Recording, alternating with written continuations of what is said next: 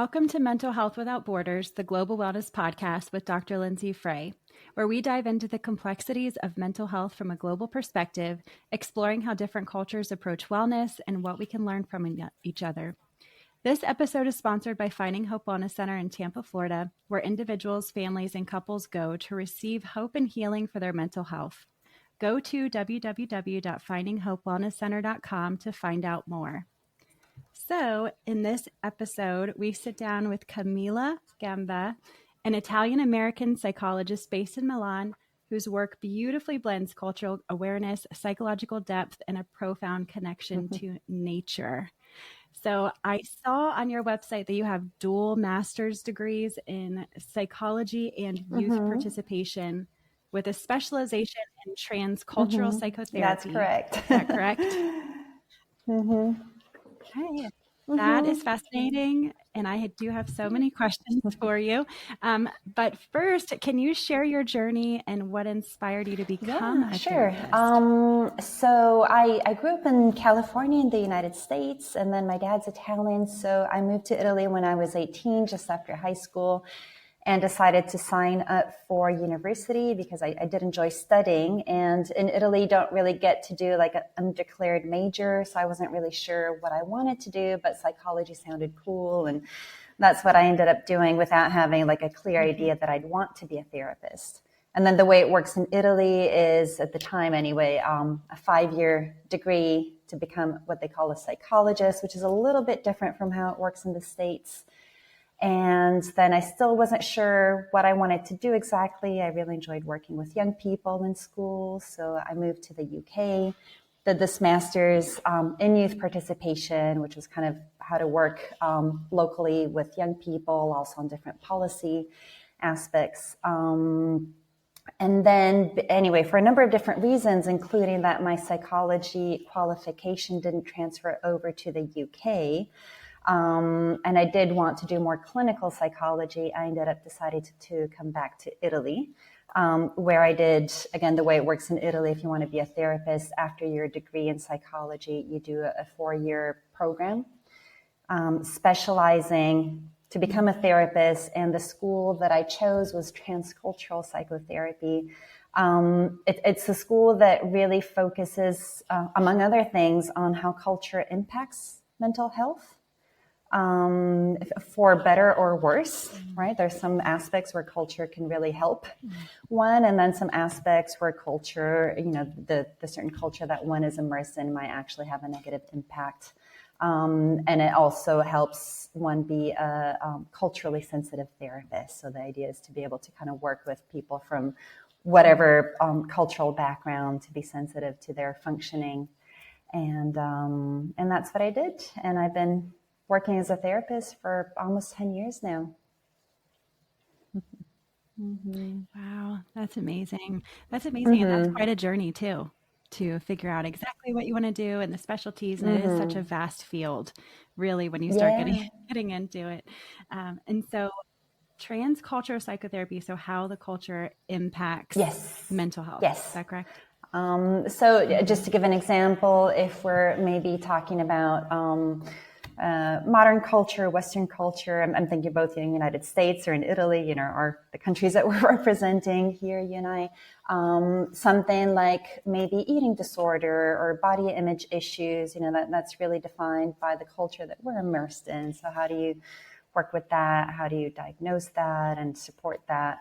Work through it with people. And then people who maybe are coming from other cultures might actually have other certain issues that might be unfamiliar to us, just because of, whatever's happening in their culture, different models that might be functional or dysfunctional models that they're kind of absorbing and having to work through.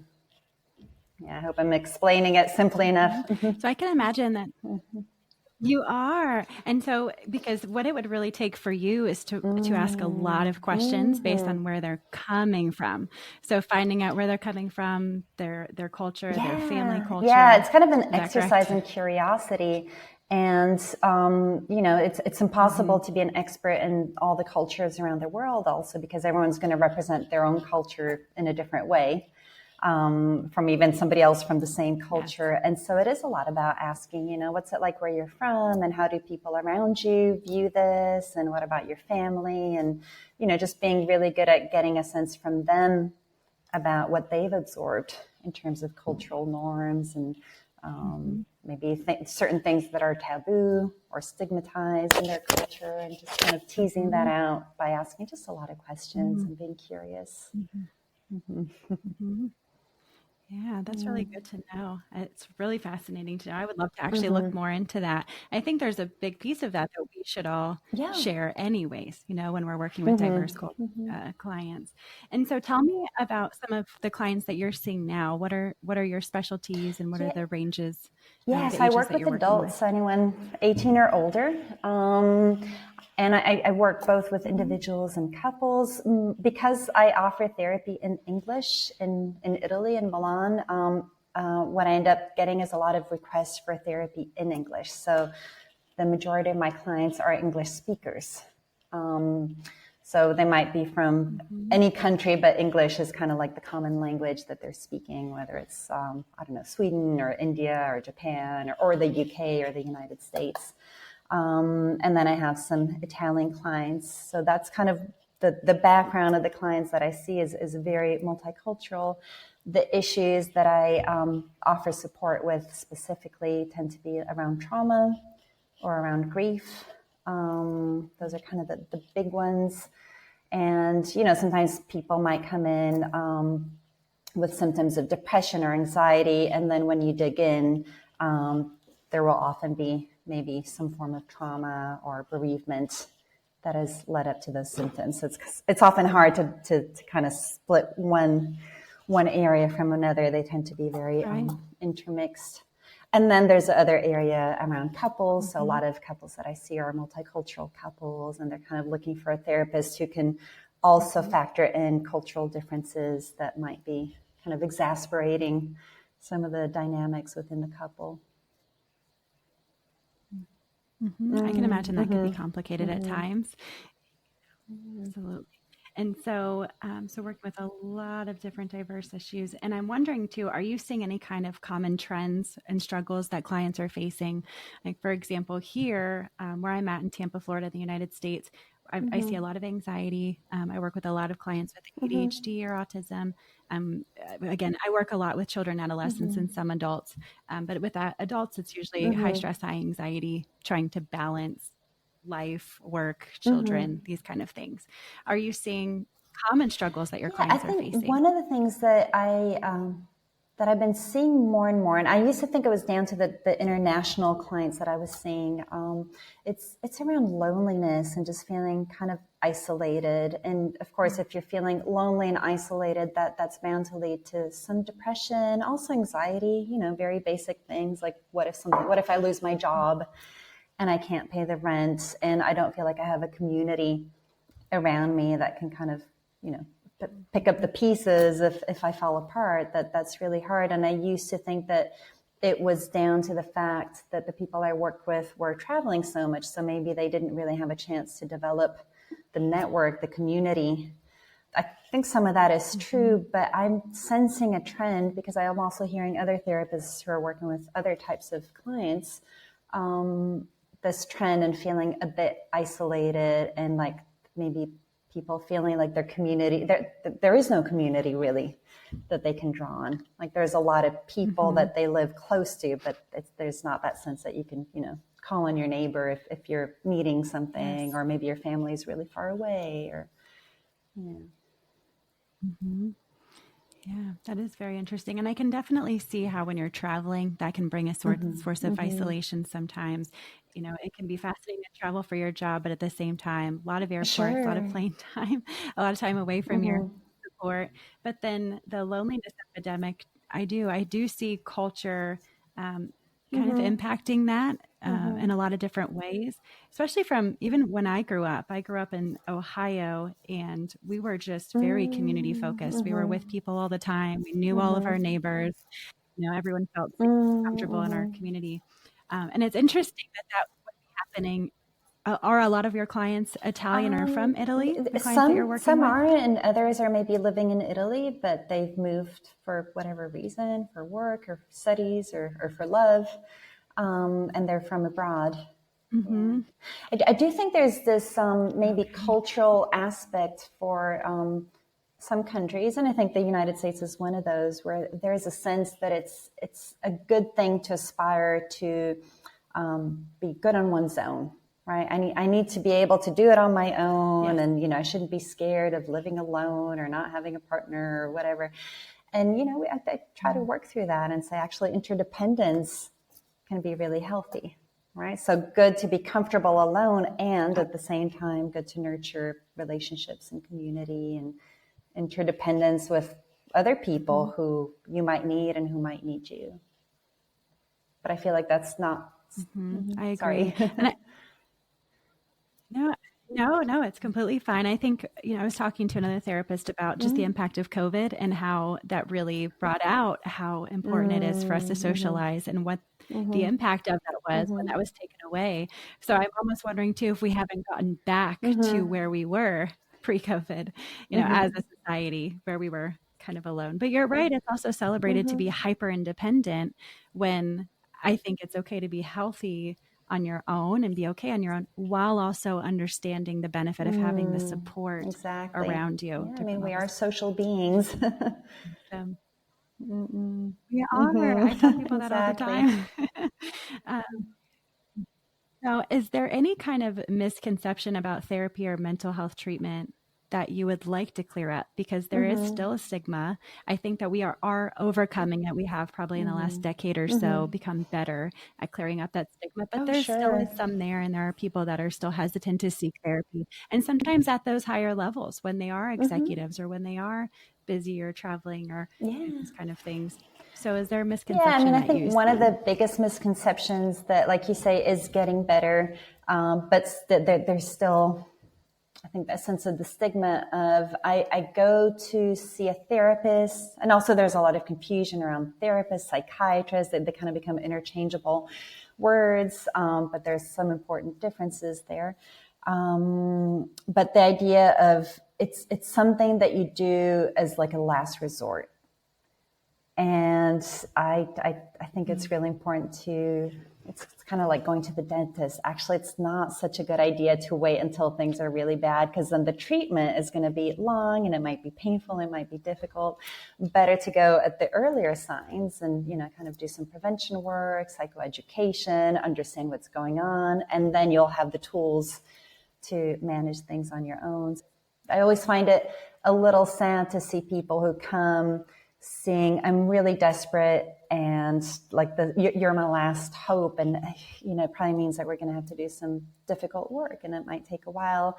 Whereas I'm always really happy when people come, and usually it's younger people who are like, I'm starting to notice that something's off, and I'd rather tackle it right now before it gets out of hand. And I think, yes, that's the way it needs to be. Yes. Absolutely. And that's what we do a lot of times for physical health, right? We are encouraged to check in. We're encouraged to get tune-ups in so many different areas of our life. And so it's the same when I've seen a client for a long time and we've resolved some different things. I always encourage them, just don't forget, you can always check back in. You can stop back in when you need to in the future, just in case things get off. Just remember that I'm here as a support for you, so that they just have that in their mind. Like you said, it doesn't take, reaching some kind of breaking point to come in, but that you can come in as a generally healthy individual that maybe is just stuck or maybe needs some help or guidance in an area. And so something that I was really interested in when I was looking at your website was eco psychology. And so I do not know a lot about this, but I would love to learn about it. So can you tell me a little bit about what that is? It's a very broad field. It's one of those things that when you start to research it, and this was me a few years ago, I heard the word and was kind of curious, and I thought it was a very specific niche thing. And then you realize it's actually quite broad and has a lot of different branches to it. But in general, it's trying to look into the relationship between human beings and nature. The idea being that in kind of our modern world, there is a disconnect, whether a very physical disconnect if we live in the city, a lot of cement, a lot of industrial man-made things, not a whole lot of kind of free-growing nature. But then also kind of culturally, this idea that nature doesn't really become part of our habits, part of our language, part of our, even thinking about, I don't know, where our food comes from. For example, it's just stuff that we find at the supermarket where actually it's something that's grown, something that's been alive at one point or another.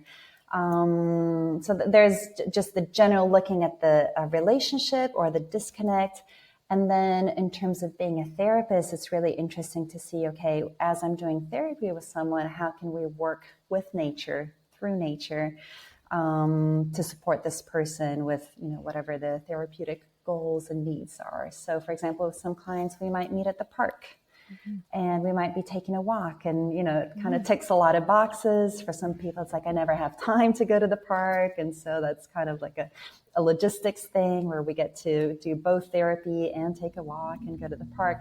But then there's actually sort of deeper, more existential level where if you're talking about maybe grief or loss or those big what's the point of life questions that sometimes clients bring in, to do that in the park as you're seeing the trees growing or the sun setting or, the birds doing their thing. It just adds a different level of kind of reminding us that we're human creatures, just kind of navigating a complicated world.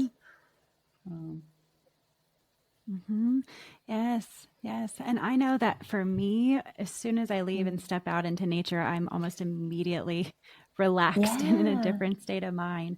Do you think that that's one of the benefits of just really tapping into the natural aspect in nature, is just relaxation, perspective? What do you think? So there's actually a lot of really interesting research around this. So yes, we our bodies do generally feel better on so many different levels, and there's a lot of parameters that they can measure and see. Our stress goes lower, et cetera, et cetera.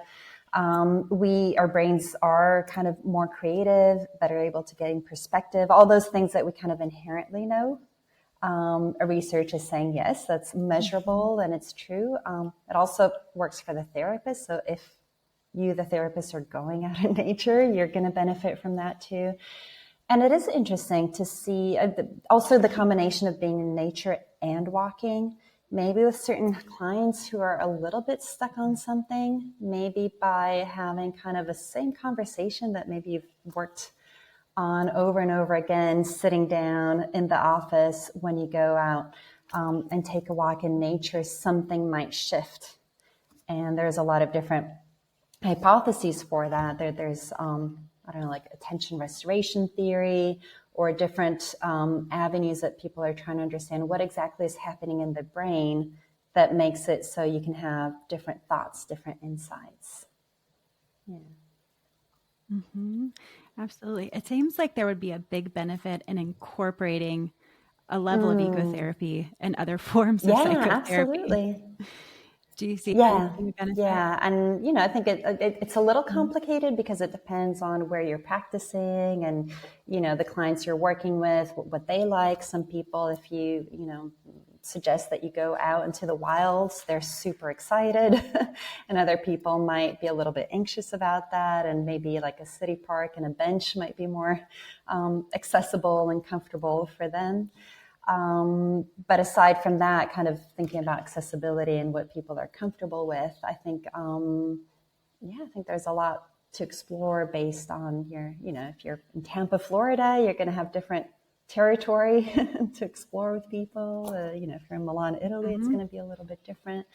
Weather is an issue, but if you kind of work and are adaptable, it challenges some of the idea of like having a really predictable setting, which, as therapists we like, and there's a lot of benefits for that for both us and the clients, but sometimes changing the setting to something that's more natural, kind of, I want to use the word organic, but, more similar to the environment that our whole systems evolved to be in. The nervous system was evolved not to sit inside an office with artificial lighting. So it is interesting to see what happens if we bring both the therapist and the client's nervous systems outdoors and what benefits could come of that. Yes. This is something I definitely want to look into after this talk more. I know that just even working with children and adolescents, sometimes in session we'll do a grounding exercise in the office, and then we'll step outside. There's a door right outside of my office that goes to the back area where there's a really lush area and a walkway. So we'll do the same thing outside. Yes, it's so nice. And so I'll take the kiddos outside and say, okay, how do you feel? And how do you feel differently from the inside of my office to the outside of my office? And they'll immediately, every single time they feel a difference and go, wow, it's really nice. And I ask them what they notice, and they notice like the liveliness of it, and they see the birds and they see the trees moving and the green. And I remind them, you know, you could do this in your backyard. Lovely.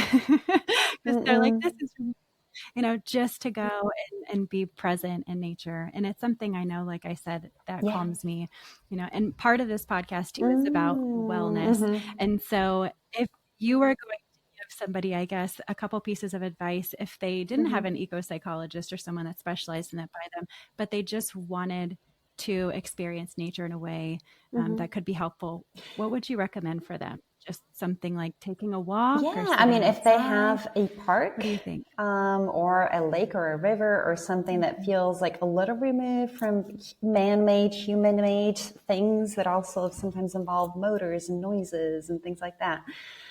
If they have access to that, then yeah, make it a habit. It doesn't need to be, you know, hours and hours, but to go there and maybe just to make it a point to be present, to notice what's happening. Right. So take the headphones out and just kind of listen and pay attention. So that would be great. And then people who don't have so much access, sometimes just taking really good care of a house plant, you know, just being really present for that plant and, you know, noticing it, maybe even talking to it. Why not? Could be important. Yes. And then something else that I think can be really useful is guided meditations. Maybe where you're you could be, you know, on the subway in a city on the metro, but put the earphones in and just listen to a guided meditation that's maybe talking you through a walk in the woods, you know, and the brain's really good at imagination. So if you have that stimulus of somebody, you know, saying a few things, listen to the birds singing and look at the water running, the brain is great at creating all those images. So even if you don't have access to nature, that could be a great way. Yeah, that's a really great suggestion. And I don't know if you've ever heard of the Calm app. It's like a meditation app, positive affirmations. So I have that, and I regularly play some of them for my clients when we're working in session. But there is one that I really like, that it's a 10-minute reset. And as he's kind of walking you through the reset, there's nature sounds in the background. So there's birds chirping, and you can just hear things going. And you're right, it creates a really beautiful visual that I'm in the sky is in, and it sounds 100% realistic. And so it really takes you there, and it's only 10 minutes, but it's just a really great reset that I do. You know, if I'm in the office working all day, I'll try to do that during my lunch. And so you're right that people can do that on the subway, people can do that in their office, and then when they have the time and space to go out and enjoy it in a real way. And there's something I want to say too is, you know, we're in a moment where we're really concerned about the environment and what's happening, and, you know, certain changes that we're seeing that are, you know, kind of scary, talking about climate change or whatever else is going on in the world. And I think to be able to collectively reconnect and appreciate nature, and it's not just that thing that we'll do when we have time on the weekend or when I'm on vacation, but actually, you know, to make it become part of our daily habit, to appreciate that it's there and it's important and we need it for our survival, is, I think, something collectively we can all do to not lose it. Yes. Yes. Yeah. And I see a couple themes kind of coming up, just the importance of socialization, connecting with nature. So it sounds like becoming more connected to ourselves and others in nature is a little bit of our theme. And so what about you? How do you maintain your own mental wellness while you're helping Yeah, and pouring that's out a to really good others? question. I'm going to give like two levels of an answer. So, as a professional, for me, it's really important professionally to connect, staying with the theme. So, I have a great group of colleagues who are also friends. One group in particular, we meet twice a month via Zoom, and it's about 8 of us. You know, sometimes it might be 3, sometimes it might be 8, depending on who's available. But to really have that consistent kind of support group where we might talk about clients we're seeing or just some issues that we're having a hard time with. And just to have that support system is really important, professionally speaking. And then on a personal level, nature for sure, really important. Hiking's like a good go-to thing for me. And yeah, those are the two big things. And then, of course, you know, family, friends, just making time to kind of nurture relationships, having fun. Yeah. Absolutely. Having fun. That's very important. I was just talking to a really wonderful therapist from another area Oh, who does improv comedy on some of oh, her that's off great. times just to have so much fun, be able to let go with other people. And I thought that that was really interesting, just bringing in some laughter and Yeah. some joy It's kind of and fun. having Sometimes balance people with maybe what we don't do. really associate therapists with people who laugh, but you know, sometimes I think we can be some of the more laughy people because we need that, right? We need that outlet. I Yes. Yes, we do need that outlet, exactly.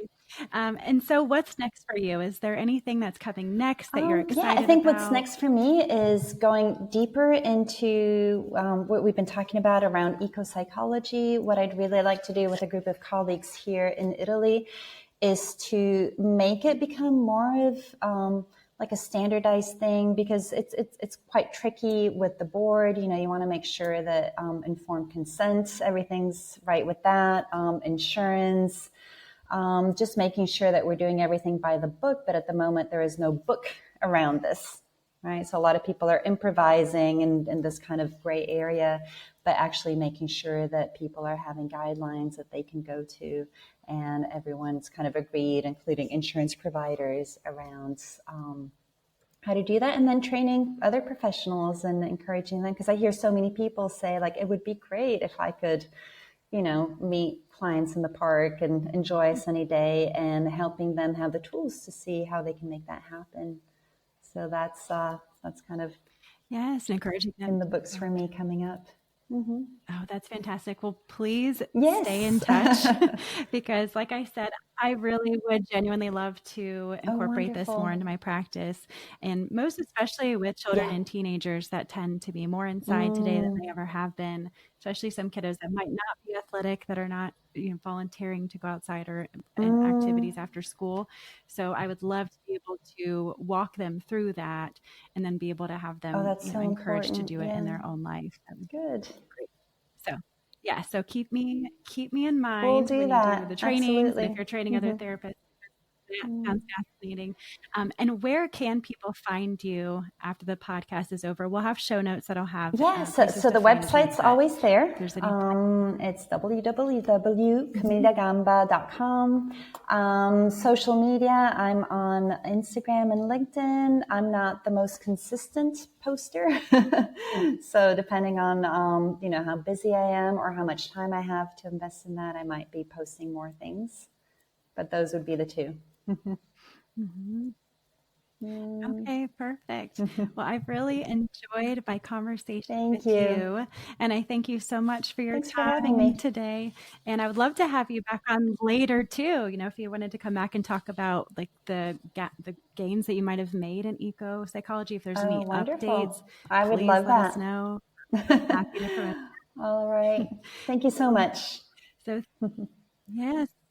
Yes, I appreciate it. And I'm just going to say to everybody that's listening, thank you so much for joining us on Mental Health Without Borders. It's been an incredible conversation here today with Camilla Gamba, and I hope you found some valuable insights that you will take with you. So remember that no matter where you are in the world or where you come from, your wellness truly matters. So be kind to yourself, and I look forward to connecting with you next time on Mental Health Without Borders.